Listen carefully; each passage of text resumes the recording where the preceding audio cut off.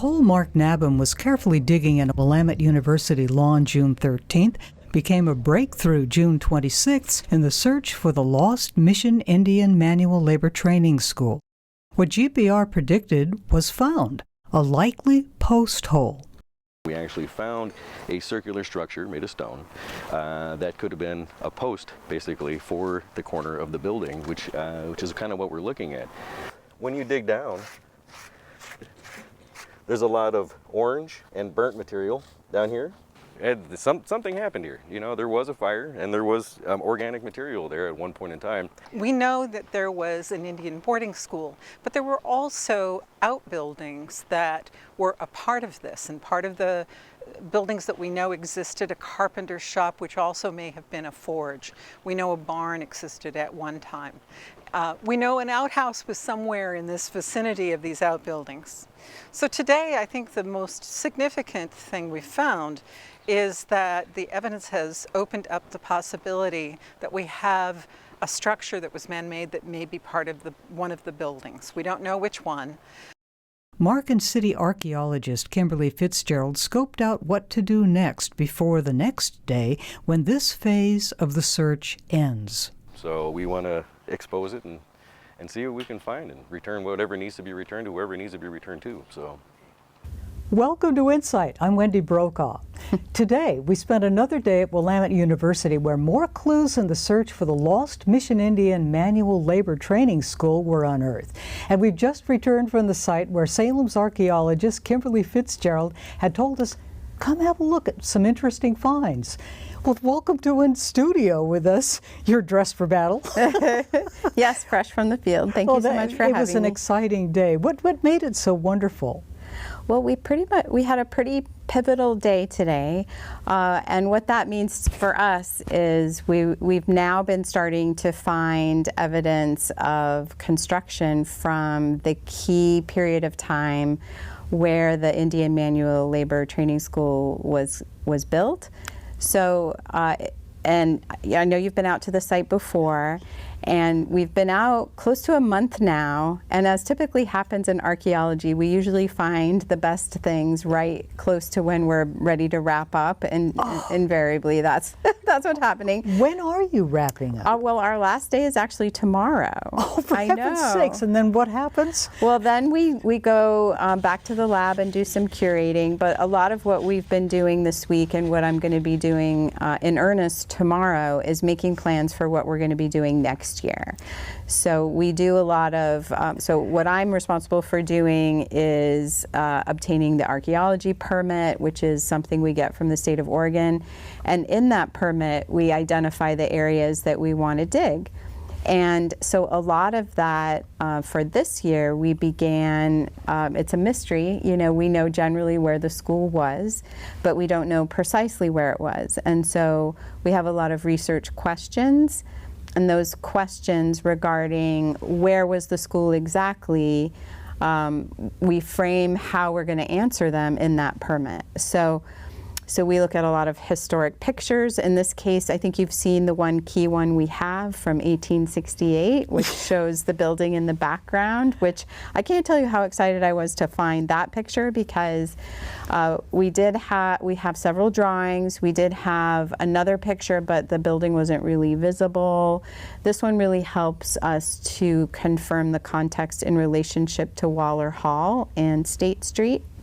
Well, what made it hard was that it burned down. When? Yes. So it burned down in 1872. And one of the key things we do in archaeology is we excavate in 10-centimeter levels. It's very scientific. We try to make it scientific, and we look for changes in the stratigraphy. So stratigraphy, that relates to soils, and the soils have different colors, and they make layers which are a lot like rings on a tree. So you know, you can age a tree by looking at the rings. You can do the same thing with soil, and especially if you have what's called intact stratigraphy. So if you go below the surface and your soils have not been disturbed by planting a tree or digging it up to put in an irrigation pipe, they're intact, and people live on the surface and they drop things, or a building burns down and the debris, part of the debris is still there. So why today was so pivotal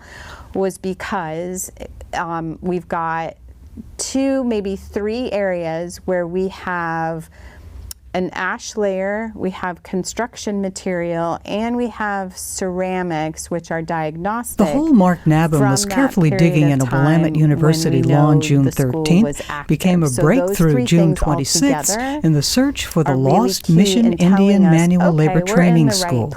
What GPR predicted was found, a likely post hole. Does that help you piece together even more clues about the school?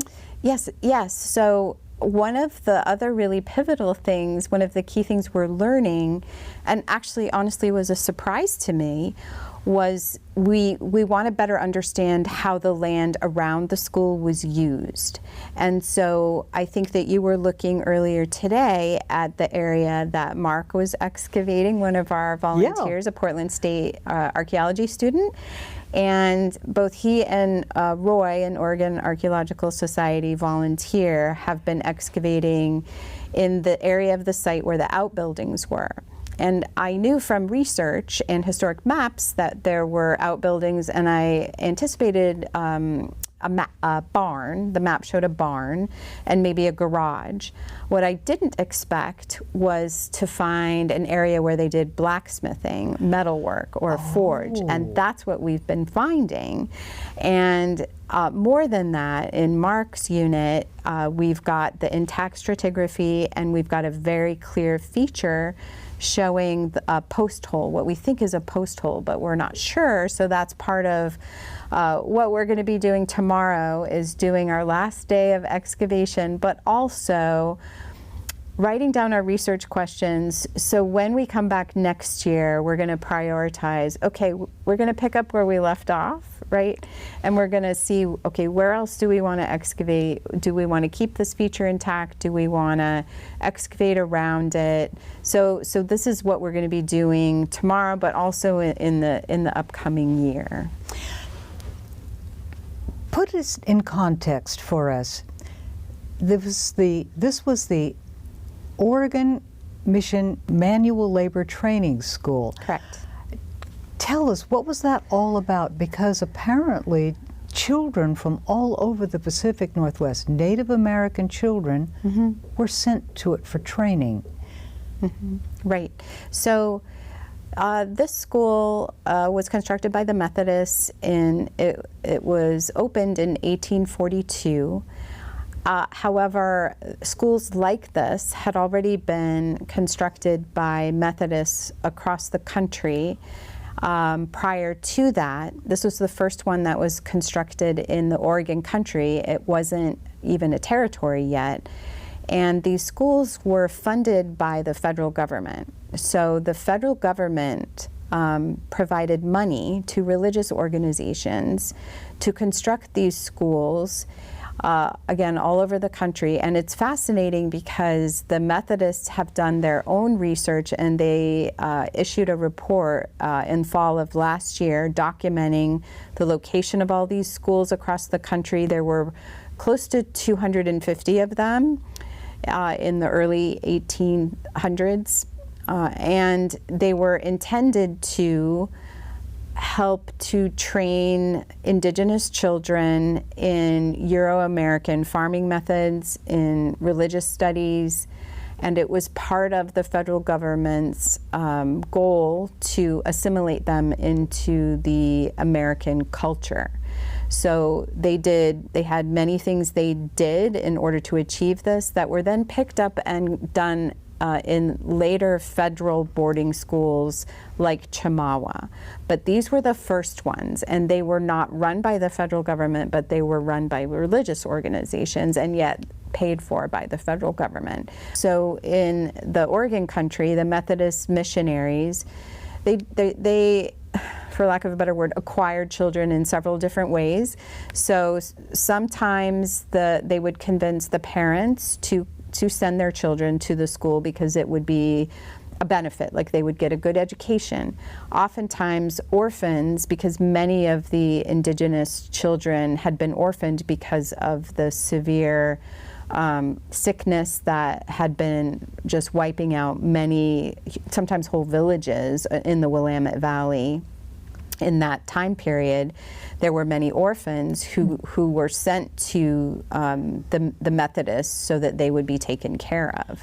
Why were they dying? Was this because of first contact with the new settlers? Yes. So it was actually, it was actually the Hudson's Bay Company. Initially, they were here before the Methodists, and everyone's heard of Lewis and Clark and 1803, 1804, but during that early period before 1834, it was the Hudson Bay Company fur traders who and other traders who came to Astoria and that route, but they brought with them those typical European type of diseases.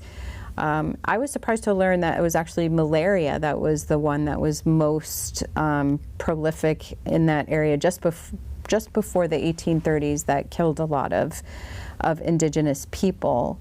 But there was also other diseases that had been prolific on the East Coast, and they came by ship.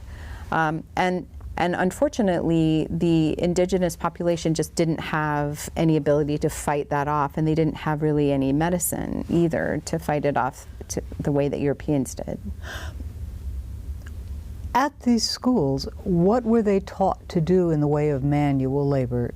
Right, yeah, so... Like for the girls? For the girls, so backing up a little bit, when these children were brought into the mission, they were renamed. So they were not allowed to keep their indigenous name, they could not speak their indigenous language, they could not wear their indigenous clothes. So we have documentation, we have lists of the children's name, which tribe they came from, and then their new name, their Americanized, anglicized name. And the girls were taught cooking, sewing. What's interesting, we have found shoes on the site. They were taught to make shoes. The boys were taught more, well, ironwork, metalwork, farming, the agriculture, like harvesting, planting and harvesting. They had animals. It was a working farm, so they had cows, they had pigs. We found a pig skull. So yes, so it was hard work. They were also taught, they had as part of their day the Bible.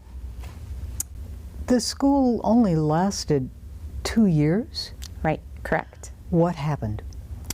So there started to become, the people in the East, so that was the Methodist Board, began receiving reports from the Oregon country about the poor conditions of the school, and also just in general the operations of the mission. And so they sent out Reverend George Gary. So George Gary was someone that had been living in New York. He's a Methodist, but he was instructed by the board to do an inspection and assessment of not just the school, but all the mission stations in the Oregon country, just to do an accounting of how things were going. And his diary, Reverend George Gary's diary, has been published in the Oregon Historical Quarterly, so you can read his account of it. He was so distressed about the condition of the school itself and the children. He recommended that it be closed immediately. What did he find? And I don't know if you want to give a warning to your listeners, but it was very disturbing. What he found was, for example, the students who had tried to run away, and some did, ones that were caught were brought back, and they were chained to a wall and whipped, beaten, food was withheld. So it was very much like a prison for some of these children. That's very hard to hear. Yes, it was hard. It's hard to read, yes. When you work on preserving the sites, and artifacts that might be very important to Native Americans, the Grand Ronde tribes, for example, that's working with you, and the Silex. And how do you work with them to protect what you find that is of value to them as well? All of you collaborating this way. Right, yeah, and that's something that we talked about early on, and that permit the archaeology permit that I spoke about, which I obtained before we even got onto the site. And we discussed it at our archaeological roundtable. So I have a tribal roundtable, which is part of my larger archaeological program, and that tribal roundtable includes representatives from the Silex, the Grand Ronde, and also Warm Springs. And so one of the things that they helped do, and they continue to help with even today, and they're going to be helping in the next few days, and then when we're back at the lab, is to determine what to do when we find not just artifacts but features and what to do with them. And so we have something within that permit that defines, okay, this is how we treat indigenous artifacts. This is how we treat if we find human remains. This is what you do. This is what we do when we find historic artifacts or evidence of the building. And so that's all laid out in the permit. We agree ahead of time what the process is for what to do when these things are found. And there's a lot of communication. So if I find something, I'll usually call. I have key contacts at each tribe, and they've come to the site multiple times. And so we talk through, okay, this is what we're going to do. Some things we leave in place, some things we take out, and then we analyze further. But this year, it's very cool because especially we're working very closely with the Grand Ronde tribe.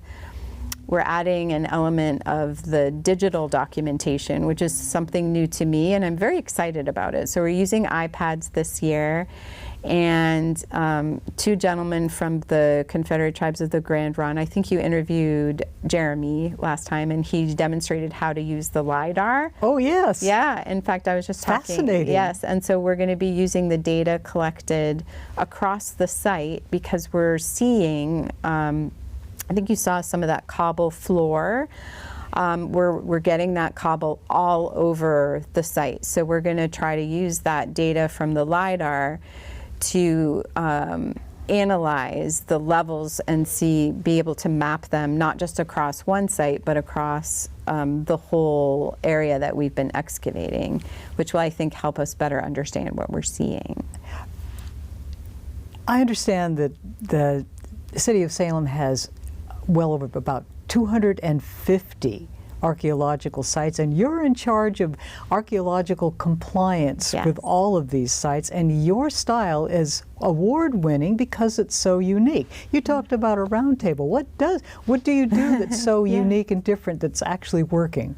Yeah, To make yes. sure that the integrity of these sites is kept. Yes, yes, yeah, and yeah, our program has been recognized by the state and also by the National Alliance of Preservation Commissions and the Society for American Archaeology because of the public archaeology piece, so the work we're doing like with this project at Willamette University, but also with the day-to-day. So with this tribal roundtable, and this is unique, it's the only jurisdiction in Oregon that I'm aware of that does it, and it's modeled after our Historic Landmarks Commission, our Planning Commission. So those are two commissions. If you're familiar with how they work, they're made up of representatives from the community, and they talk about specific projects and specifically in relationship to criteria. So, for example, the Landmarks Commission reviews projects with the goal in mind of preserving the integrity of historic buildings, like the Capitol building. Anything that you would think of, oh, that's old, that's cool, we should make sure it stays cool looking. Yeah, that's what they do. So the Tribal Roundtable is similar, but the goal is in ensuring the protection of these archaeological resources. As you mentioned, we have 250 sites, and Salem is a growing city. we're building things all the time, and the way that it's been set up is very similar to these other commissions where we have criteria for how to handle, okay, let's say we're going to build a building and we happen to know there's an archaeological site either near where the people want to build the building, or it's going to be on top of it. What do we do? How do we handle it? Did you have something like that come up recently? Oh yes. So for example, I'll share with you the site where the Jason Lee House is. So that's on Broadway. And that one came up, it was our first public-private partnership, and we used the Tribal Roundtable, and we collaborated with Willamette University and the tribes on that one because we knew the Jason Lee House was there, and yet they're wanting to build a 2-3 story building there, and wanted to ensure that they were able to meet the archaeological criteria, the requirements, and we wanted to make sure that the site wasn't adversely affected. So that's where our process, our roundtable came in. And so we went out again in 2020. What was happening then? I don't know. We did our testing where we found the location of the foundation. So we did work similar to what we're doing now at Willamette University, but much faster, because one of the key things to remember of when we've got development happening is we want to be able to protect these resources and better understand what's there, but you have to do it a lot faster. So we did digging, we did testing, we did documentation, we did some artifact recovery, we did a lot of communication with the tribes and with the developer, but we were still able to make sure that they were able to keep on their schedule to construct their building, and they were able to do that. Yeah. Getting back to our conversation involving the extraordinary history that is part of the Indian Manual Training School. Mm-hmm. Have you wanted to know, where do we get some documentation from other people who experienced anything or had great-great-grandparents who did? How are there stories out there that have been passed down through the generations about the impact on the tribes? Yes, one of our most important and key sources of what I like to call primary source documentation are actually journals or personal photographs, if there are any. So a lot of our information, again, I mentioned earlier Reverend George Gary, he kept a personal journal, and that's how we learned a lot about what he saw when he came out here to analyze what was happening at the school.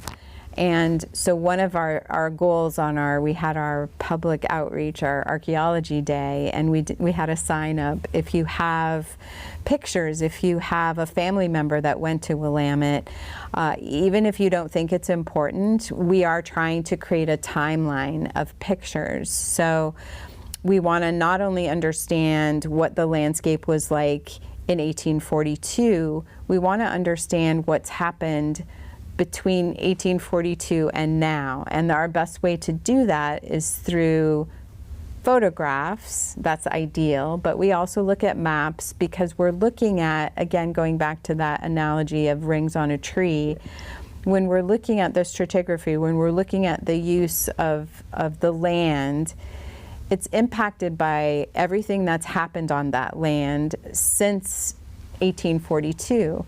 And it's like pieces of a puzzle, and we're putting those together. So when we're digging, we are going back in time, but say like we are sort of at the top in the, say, 1950s level, and we find something and we're like, huh, I wonder why we're finding that.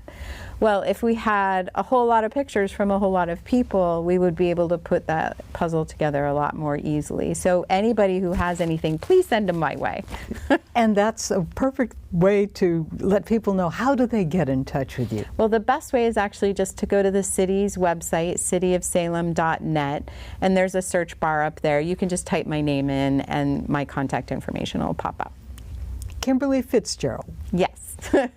Well, this has been an extraordinary day today, and it fits so beautifully with our InSight on-site, which amazed us. And here we are back again at the same site, still yielding up more treasures, and just before it's time to close for the season. I know, but I hope we can come back next year, because I am very optimistic that we're going to find what we're looking for. Are you kidding? I think the community is going to go along with us to the diggings. Yay! I hope so. Oh, thank you so much for being my guest today on InSight, Kimberli. It's been a wonderful day and a memorable season and experience. Well, my pleasure. Thank you. And thank you for joining us today on InSight. I'm Wendy Brokaw.